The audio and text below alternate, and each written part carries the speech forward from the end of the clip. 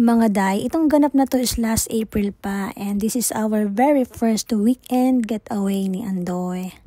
Time na to is nakatira pa ako sa sister ko, so nagpaalam ako kasi nga ito din yung first time ko na magpaalam sa kanila na hindi matutulog sa bahay simula dumating ako sa New Zealand.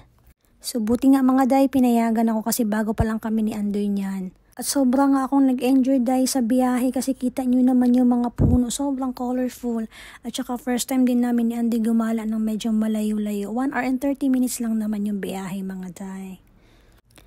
So yan pala yung pag-istehan namin na hotel mga day. And after namin maipasok yung mga gamit sa room, naghanap agad kami ng makakainan kasi sobrang gutom na kami parehas. Marami namang pagpipilian na resto day, pero mas pinili namin yung mas malapit. So yan nga yung napili namin ni Ando, yung Mexican resto. First time ko din makakain ng Mexican food mga day. O diba, ang dami kong first time. Yan nga pala yung order ko at yan naman yung sa kanya. Yung order ko pala mga day is para siyang lasang adobo. Yung adobong manamis-namis yun. Masarap siya kaso hindi ko naubos kasi marami.